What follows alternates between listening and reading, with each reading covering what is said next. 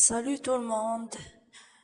Aujourd'hui, on va entamer la troisième séquence avec, comme d'habitude, la séance de compréhension de l'écrit.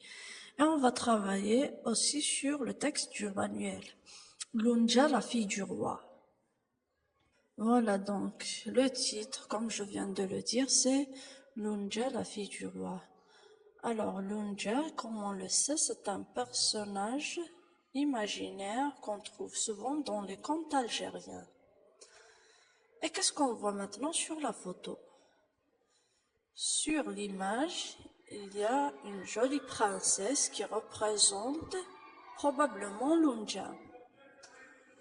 Et si on regarde la structure du texte, on voit qu'il est composé de 3 parties comme d'habitude.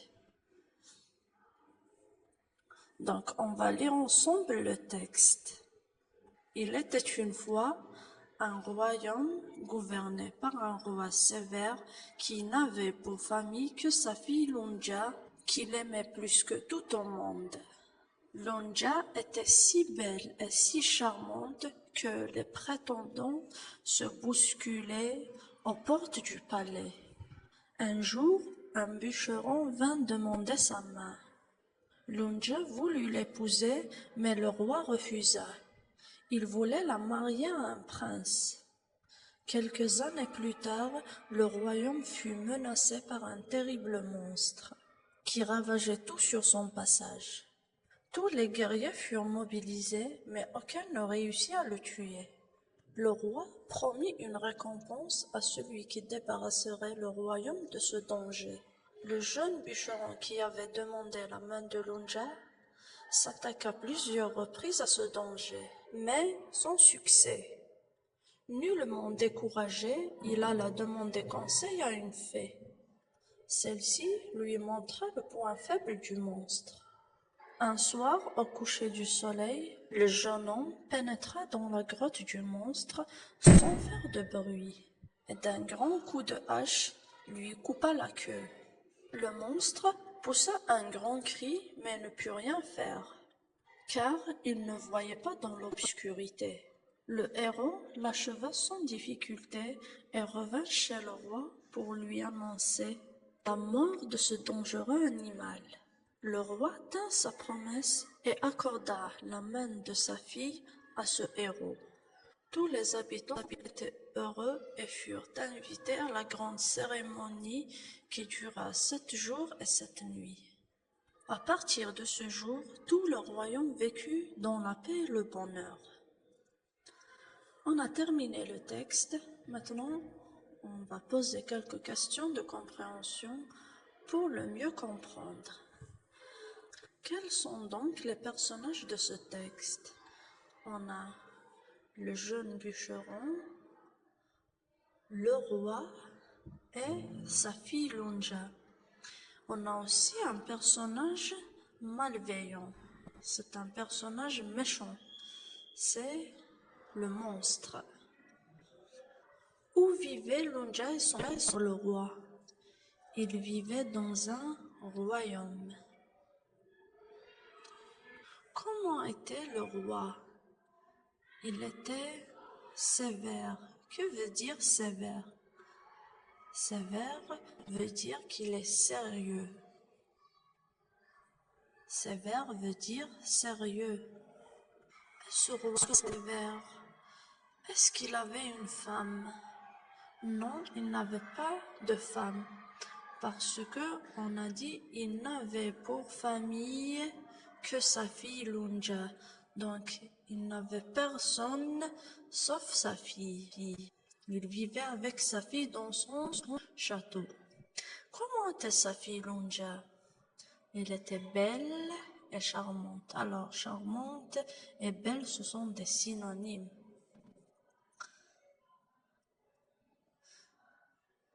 Quelle est la nature du mot belle? Lunja est belle. Comment est Lunja? Elle est belle. Ça veut dire que belle, c'est un adjectif. Il qualifie Lunja. Quelle est l'expression qui commence ce récit? C'est l'expression « il était une fois ». on appelle la première partie de ce texte. On l'appelle la situation initiale. Parce qu'on a une formule d'ouverture. Il était une fois, on a un personnage principal, on a aussi le lieu de cette histoire qui est le royaume. Alors, on a dit que Lunja était très belle. Donc, est-ce qu'il y avait des hommes qui voulaient se marier avec elle? Oui, Lunja avait beaucoup de prétendants qui se bousculaient aux portes du palais. Des prétendants veut dire des hommes qui voulaient se marier avec elle. En arabe, on dit al-khattabin. Ils se bousculaient aux portes du palais, ça veut dire qu'ils venaient chaque jour au palais ou bien au château pour se marier avec elle. Alors, parmi ces prétendants, parmi tous ces hommes, qui a demandé la main de Lunja? Qui voulait se marier avec elle? C'était un jeune bûcheron. Est-ce que le roi l'a accepté? Non, il ne l'a pas accepté. Pourquoi?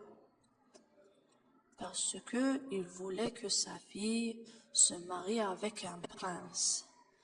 Peut-être un prince qui a de l'argent, et pas un bûcheron pauvre. Il y avait un danger qui menaçait le royaume. Quel est ce danger? C'est un grand monstre. Que faisait le monstre dans le royaume? Le monstre ravageait tout. Ravager veut dire détruire. Donc il détruisait les maisons, les fermes, etc. Est-ce que le roi a essayé de défendre son royaume contre ce monstre? Oui. Comment? Il a envoyé des guerriers pour le tuer, mais ils n'ont pas réussi. Il a envoyé des guerriers, ça veut dire il a envoyé des hommes pour le tuer. Un guerrier en arabe, on dit muqatilun. Donc il a envoyé des hommes, des guerriers pour tuer ce monstre, mais ils n'ont pas pu le tuer, ils n'ont pas réussi à le tuer. Et le bûcheron, est-ce qu'il a réussi à le tuer dès la première fois? Non, malheureusement, il n'a pas réussi à le tuer dès la première fois. Donc, il s'est attaqué à ce danger plusieurs reprises. Il s'est attaqué à ce monstre plusieurs fois, mais sans succès. Ça veut dire qu'il n'a pas réussi à le tuer. Qui a aidé le bûcheron à tuer ce monstre? C'est une fée. Et la fée, c'est aussi un personnage imaginaire bienveillant. Comment la fée a aidé le bûcheron à tuer le monstre?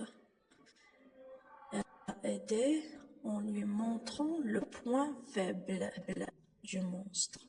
Le point faible en arabe veut dire nuqtat al-dha'f. Alors, le point faible de ce monstre, c'est sa queue. Donc, qu'est-ce que le bûcheron a fait? Il lui a coupé la queue. Ensuite, il l'a tué. Est-ce que maintenant le roi a tenu sa promesse? Ça veut dire, est-ce qu'il a marié sa fille au bûcheron? Oui, il a marié le bûcheron, parce que c'est le bûcheron qui a sauvé le royaume. Donc, il est devenu un héros. Un héros en arabe, ça veut dire batalon. Donc, à la fin, il s'est marié avec la princesse et ils ont organisé une cérémonie de 7 jours et 7 nuits. Quel est le synonyme de cérémonie? Son synonyme, c'est fête. Ils ont fait une fête 7 jours et 7 nuits et ils ont vécu dans le bonheur et la paix. Alors, on a dit que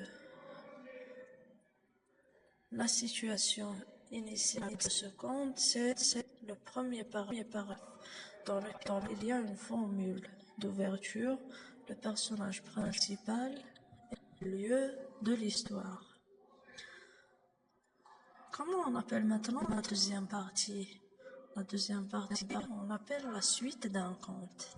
Là où il y a tous les événements, éléments perturbateurs de ce conte. Ah, en fait, quel est l'élément perturbateur de ce conte? L'élément perturbateur, c'est l'apparition du monstre. C'est le monstre qui menaçait le roi. L'élément perturbateur, on peut dire que c'est celui qui crée un problème. C'est le problème, voilà. Donc là, c'est le monstre. Et on a une situation finale. Ah, voilà. La situation finale. Elle commence par quelle expression? Elle commence par l'expression à partir de ce jour. Et on l'appelle une forme de clôture. Clôturer veut dire, mais dire c'est la fin. Voilà. Donc, à la prochaine fois. Salut tout le monde. Aujourd'hui,